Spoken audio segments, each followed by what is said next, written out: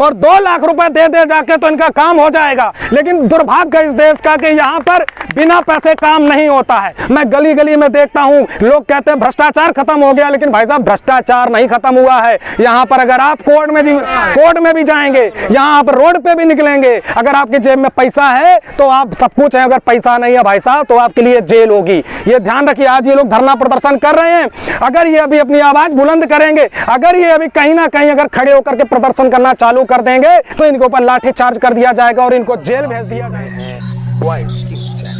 कृपया चैनल को सब्सक्राइब या और कुछ भी सरकार द्वारा उन पर दंडात्मक कार्रवाई की जा सकती थी। इस डर की वजह से अधिकारी लोग हमारी बात को वहाँ तक नहीं पहुँचा रहे हैं। मैं आपके माध्यम से प्रिंट मीडिया, इलेक्ट्रॉनिक मीडिया सभी लोगों से मैं अनुरोध करूंगा कि हम लोगों की बात आगे मंत्री और मुख्यमंत्री तक पहुंचाई जाए और हम लोगों को भारांक देकर नियुक्ति प्रदान की जाए, ताकि हम लोगों का परिवार सही से चल सके। और हम लोग 20 वर्षों से लगातार इसी विभाग में कार्य कर रहे हैं, इसके बाद भी हम लोगों का वही विभाग उसी परिवार से आते हैं, इसके बावजूद भी हम लोगों का बात नहीं सुनी जाती है। मैं सभी अपने मंत्रियों, नेताओं से ये गुजारिश करूंगा कि आपकी गवर्नमेंट में ही कुछ वादा किया गया था शिक्षा मित्रों के लिए, लेकिन उन्होंने अभी तक नहीं किया है। मैं दोबारा पुनः सरकार जाते जाते ये याद दिलाना चाहूँगा कि आप लोग हमारी समस्याओं को सुनें और जल्दी से जल्दी निराकरण कर दें। यही हमारा कहना है, सरकार से बार बार यही अपील करना है। धन्यवाद। यहाँ आपको हम बताते कि यहाँ पे आपने 2 चीज़ों पे बहुत गौर किया होगा।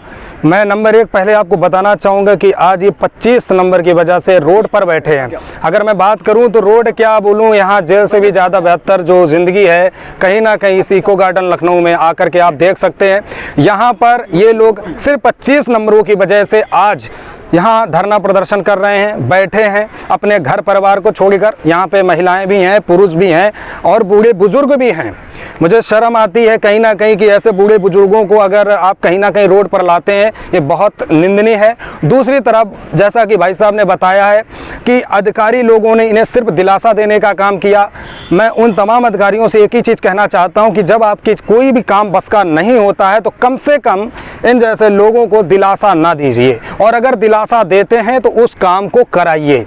और भी बंधु साथ में जी बताइए, आप बताइए क्या कहना चाहेंगे। जी, हमने 2 बार हाई कोर्ट से निर्देश भी प्राप्त किया कि इन लोगों पर सहानुभूतिपूर्वक विचार करते हुए भारांक प्रदान कर सचिव बेसिक शिक्षा नियुक्ति विभाग इनकी नियुक्ति कर दे। लेकिन सरकार के नुमाइंदे हमारी बातों को सुनने की अपेक्षा ये अपनी गलती छुपाने में ही ज़्यादा भलाई समझ रहे हैं कि कहीं हमारी पोल पट्टी न खुल जाए, जिसके कारण इन लोगों की छिछुआ लेदर होगी।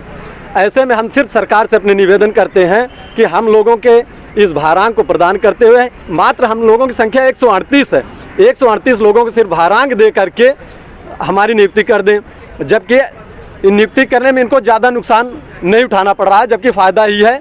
क्योंकि ये कहते हैं हम सबका साथ सबका विकास कर रहे हैं, और विकास क्या कर रहे हैं, हम लोगों को विनाश के रास्ते पर ले जा रहे हैं। हमारा परिवार टूट रहा है आखिर, तो ये कब तक होगा। जबकि हम लोग तो चाहते हैं कि भाई बीजेपी की सरकार है, सबका साथ और सबका साथ निभाती है, तो हम लोगों को भी एक साथ दे दे और हम आपको भारांक दे करके हमारी नियुक्ति कर दें। आपको हम बता दें कि यहाँ पर इको गार्डन लखनऊ में लगातार 97,000 69,000 शिक्षकों का जो धरना प्रदर्शन चल रहा था, वहाँ पर माननीय श्री योगी आदित्यनाथ जी की तरफ से 6,000 प्लस लोगों को जो आश्वासन दिया गया, जो उनके पद दिए गए हैं कहीं ना कहीं। और ये तो बहुत छोटा सा मामला है, ये सिर्फ 138 लोगों का सवाल है। ये अगर सरकार चाहे या अधिकारी चाहें तो ये काम चुटकी में हो सकता है, और ये बहुत ज़्यादा लोग नहीं है, सिर्फ 138। जैसा कि आप बोर्ड पर देख पा रहे होंगे, सिर्फ 138 लोग, यानी 69,000 में ये 138 लोग वो हैं जो आज 25 नंबर की वजह से और भारांक ना होने के चक्कर में, और कहीं ना कहीं जिस कॉलम पे बात की गई उस कॉलम को पीछे करते हुए दूसरे कॉलम पे फोकस करते हुए जो इनके साथ जो गलत किया गया, कहीं ना कहीं ये बहुत दुख की बात है। और मुझे लगता है कि उत्तर प्रदेश की जो सरकार है और जो भी यहाँ के राजनेता हैं, मंत्री हैं, चाहे वो कोई विपक्षी पार्टी हो, चाहे इस समय की मौजूद सरकार हो, मैं एक चीज पूछना चाहता हूं उन तमाम लोगों से कि जब ऐसे बहुत सारे मुद्दे होते हैं तो विपक्ष भी इन लोगों के साथ में नहीं खड़ा होता, आखिर क्या कारण है। यानी इससे तो पूरा हमें लगता है कि नेता सब एक साथ मिलकर के रोटी खाते हैं और इन जैसे लोगों को रोड पे बैठाते हैं। तो भाइयों, आप यहाँ पर देखेंगे ये तमाम लोग खड़े हुए हैं, और कल सुनने में भी आ रहा है कि इनके और भी लोग आएंगे और अपनी आवाज़ अपने विधानसभा तक जहाँ जहाँ संभव होगा वहाँ तक ये पहुँचाने का काम करेंगे। लेकिन मैं इसके पहले अपील करना चाहता हूँ अपने चैनल से कि अगर आप चाहते हैं कि इनका जो अधिकार है इनको वापस मिल जाए और ये सुरक्षित अपने घर पर पहुँचें, और कहीं ना कहीं आप आगे अभी चुनाव है 2022 में, तो उसका रिजल्ट जो भी होगा ये लोग अपने माध्यम से देंगे, क्योंकि हर एक व्यक्ति आज़ाद है। इधर हमारे साथ मैम भी हैं। जी मैम, आप लोग भी बताइए कुछ। जी बताइए।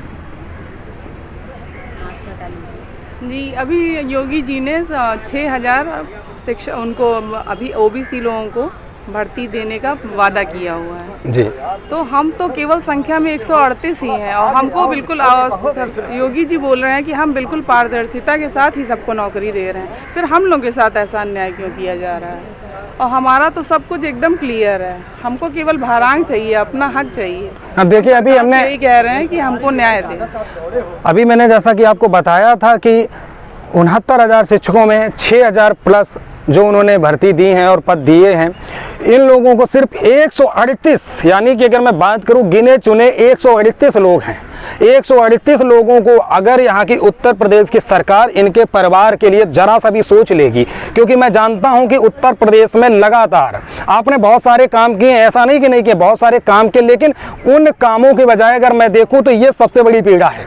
आपने लोगों को घर दिए, मकान दिए, बहुत अच्छी बात है, लेकिन कहीं ना कहीं ये लोग घर छोड़ कर आए हैं, मतलब मकान होने के बाद भी अपना घर छोड़कर इको गार्डन में बैठे हैं। मुझे लगता है कि उत्तर प्रदेश की जो सरकार है मौजूद समय में, उसको इस पर ध्यान देने की आवश्यकता है, ध्यान देना भी चाहिए, क्योंकि ये 138 वो परिवार हैं जो अपना घर द्वार बाल बच्चे सब छोड़कर यहाँ बैठे हैं। मुझे ये पूरा उम्मीद और भरोसा है कि अगर ये हमारी खबर, ये हमारी न्यूज़ उन तमाम नेताओं तक पहुंचेगी, तो मुझे उम्मीद और पूरा भरोसा है कि उत्तर प्रदेश की सरकार इन जैसे सभी परिवार को इंसाफ देने का काम करेगी। साथ में और भी बंधु हैं, उनसे भी जानना चाहूँगा। आप बताइए, आपकी क्या प्रॉब्लम है? मैं रामदास प्रयागराज से हूँ।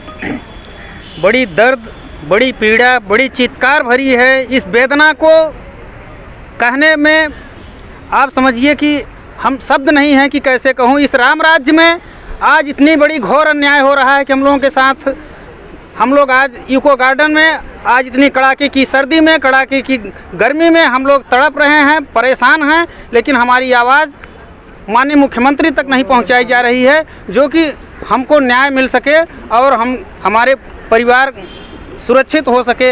हम लोग इस तरीके से भटक रहे हैं, हम लोग सही कॉलम भरे हैं, लेकिन हमारे अधिकारी बेसिक शिक्षा विभाग के बिल्कुल अपनी गलतियों को छुपा करके हम लोगों को, हमारी आवाज़ को दबाने का काम कर रही है, और हम लोग इस तरीके से दर दर की ठोकर खाने पर मजबूर हैं। हमने इस उम्र में, हमारी उम्र को देखिए, सब 40 वर्ष से पार कर चुके हैं, जो कि इस परीक्षा को 60-65 कटाव को उत्तीर्ण करते हुए इतनी उम्मीदें और इतना विश्वास नहीं था कि हमको नौकरी नहीं मिलेगी। आज बताइए, हम लोग उस परीक्षा को पास करके भी हम बाहर हैं। इससे बड़ा और दुख नहीं हो सकता। और दुर्भाग्य इस बात का है कि आज इस राम राज्य में, इस ओर बार बार इस दुहाई देता हूँ इस बात की कि आज राम राज्य में इतना बड़ा घोर अन्याय हम लोगों के साथ हो रहा है। बस हम यही उम्मीद रखते हैं कि 138 शिक्षा मित्रों को भारांक देकर उनके साथ न्याय किया जाए। धन्यवाद। आपको बता दूं, यहाँ पे लगातार हम सुनते हैं तमाम बंधुओं के मुंह से कि राम राज। मैं आपको बता दूं कि राम राज की अगर मैं बात करूं तो प्रभु श्री राम के कार्यकाल में ऐसे कभी प्रजा दुखी नहीं होती थी। अगर मैं राम जी के सिद्धांतों की बात करूं कि अगर श्री राम के सिद्धांतों पे अगर कोई काम करे, श्री राम के अगर नियम पर काम करे, श्री राम को फॉलो करे, अगर दिल से वाकई में सच्चा भक्त होगा, तो कहीं ना कहीं ये सब प्रजा है। माननीय श्री योगी आदित्यनाथ जी, आप भी राम के पुजारी हैं, लेकिन ये जो प्रजा है, अगर आप इसे खुश नहीं रखेंगे तो राम की भक्ति करने का कोई फायदा नहीं है। जानेंगे, साथ में और भी बंधु हमारे साथ हैं। बताइए सर। मैं दलवीर सिंह रावत आगरा से हूँ। सर, योगी जी ने कहा था कि हम योग्य अभ्यर्थियों की भर्ती करेंगे, और हमने 60-65 पे उनके विभाग द्वारा निर्धारित से कट ऑफ को पार किया है, और हम योग्य की श्रेणी में है, फिर भी हम लोगों को नियुक्ति नहीं दी जा रही है। हमसे 1,46,060 अभ्यर्थी जो कट ऑफ पार करके पास हुए थे, उनसे आवेदन कराया गया था, और शिक्षा मित्रों के लिए स्पेशली बेसिक शिक्षा पर्सन 14 नंबर कॉलम को बनाया था। उसमें शिक्षा मित्र का विवरण ही भरवाया था, और उसमें नीचे इस पर लिखा हुआ था जो भी अभ्यर्थी इसको पूरा फिल नहीं करेगा उसको भारांक का लाभ नहीं मिलेगा। हमने उसको पूरा सही से भरा है, फिर भी उस कॉलम को छोड़ दिया गया है और हमें भारांक नहीं दिया गया है। उस कॉलम को छोड़ने की वजह से हम लोग भारंग से वंचित रह गए हैं, इसलिए हमें चयन प्रक्रिया से बाहर कर दिया गया है।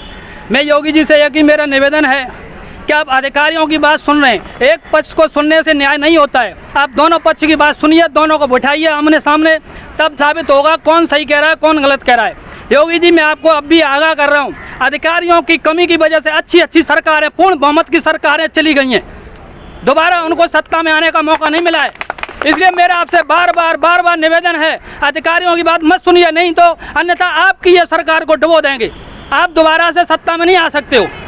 यही मेरा निवेदन है बस। ये बात बिल्कुल सत्य कही है हमारे भाई साहब ने कि अधिकारियों की वजह से और कुछ जो राजनेता होते हैं, जो छोटे छोटे से राजनेता होते हैं ना, इन लोगों की वजह से सरकारें गिर जाती हैं। कारण है उसका सबसे बड़ा, क्योंकि उत्तर प्रदेश में सबसे बुरा हाल अगर यहाँ चल रहा है तो ये जो छोटे छोटे नेता लोग हैं ना भाई साहब, अब मैं आपको बता दूं कि पिछला वीडियो मैंने चैनल पर बनाया था तो 2-3 नेताओं के फोन आए थे, जो छोटे छोटे नेता, मैं उनको भी चुनौती देता हूँ कि मेरे चैनल पर तो कुछ नहीं कर सकते आप, मेरे को बोलने में डर नहीं लगता, क्योंकि कहीं ना कहीं ये लोग पीड़ित हैं और इस पीड़ित परिवार का अगर आप सहायता हेल्प नहीं करते हैं तो हम जैसे तमाम लोग खुलकर बोलेंगे कि आप जैसे भ्रष्ट नेताओं की वजह से सरकारें गिरती हैं और सरकार तक आवाज अगर नहीं पहुंच रही, कहीं ना कहीं तुम जैसे लोगों के कारण, अगर तुम लोग चाहो तो ये लोगों की आवाज वहां तक पहुंच सकती है। इनका जो काम है, ये 10 दिन यहाँ होने जा रहा बैठे हुए, ये 10 दिन ना बैठ करके ये 2 दिन में अपना इंसाफ लेकर अपने घर चले गए होते, लेकिन ये जो छोटे छोटे नेता है ना, ये भाई साहब इनको पहले अपना पेट दिखता है, इनके पेट में जाना चाहिए। अभी अगर ये हमारे बंधु इन्हीं नेताओं के पास चले जाएं और 2 लाख रुपए दे दे जाके तो इनका काम हो जाएगा, लेकिन दुर्भाग्य इस देश का कि यहाँ पर बिना पैसे काम नहीं होता है। मैं गली गली में देखता हूँ, लोग कहते हैं भ्रष्टाचार खत्म हो गया, लेकिन भाई साहब भ्रष्टाचार नहीं खत्म हुआ है। यहाँ पर अगर आप कोर्ट में भी जाएंगे, यहाँ आप रोड पे भी निकलेंगे, अगर आपकी जेब में पैसा है तो आप सब कुछ है, अगर पैसा नहीं है भाई साहब तो आपके लिए जेल होगी। ये ध्यान रखिए। आज ये लोग धरना प्रदर्शन कर रहे हैं, अगर ये अभी अपनी आवाज बुलंद करेंगे, अगर ये अभी कहीं ना कहीं अगर खड़े होकर के प्रदर्शन करना चालू कर देंगे तो इनके ऊपर लाठी चार्ज कर दिया जाएगा और इनको जेल भेज दिया जाएगा। ये है हमारे देश की सरकार है। और अभी तक जितने भी लोग, अभी तक जो मैं विपक्षी की बात करूं, जो विपक्षी पार्टियां हैं वो भी आंख बंद करके बैठे हैं। अगर एक भी विपक्षी नेता यहाँ पर इको गार्डन में आ गया होता, इन्हें सारी तकलीफों को देखा होता तो शायद तसल्ली हो जाती कि चलो उत्तर प्रदेश की सरकार तो नाकाम है, लेकिन कहीं ना कहीं विपक्षी लोग तो इनके साथ खड़े हैं। लेकिन यहाँ भाई साहब कोई नहीं आता, क्योंकि ये अपने अधिकार, अपने सही अधिकार के लिए खड़े हैं। लेकिन अगर इनके पास अभी माल दिखेगा तो सब लोग झक मार कर यहाँ पर आएंगे। और यहाँ पर ये जो बड़े बड़े पत्रकार अपने आप को पत्रकारिता करते हैं, जो नंबर अपने आप को बहुत बड़ा पत्रकार कहते हैं, मैं उनको भी ये कहना चाहता हूँ कि इन जैसी पीड़ाओं को दिखाने का काम करिए। ये फर्जी राजनीति की जो चाटुकारिता करते हो, जाकर के रैली दिखाते हो, ये रैली दिखाने का काम छोड़ करके इन जैसे लोगों की आवाज बनिए, तब आपका उद्धार होगा। वरना अगर पैसा ही कमाना है तो भाई साहब आपसे मैं कुछ नहीं कहूंगा, आप चाटुकारिता करिए और पैसे कमाइए। मैं यही कहना चाहता हूं उत्तर प्रदेश की मौजूद सरकार से और जो भी अधिकारी लेवल के लोग हैं कि इन तमाम लोगों का माला संज्ञान में लेकर के इन्हें इंसाफ दिलाने का काम करें। नमस्कार, अनु त्रिपाठी, जय हिंद, जय भारत, भारत माता की, भारत माता की, भारत माता की, जय हिंद। राष्ट्रवादी चैनल पर बने रहिए आप हमारे साथ।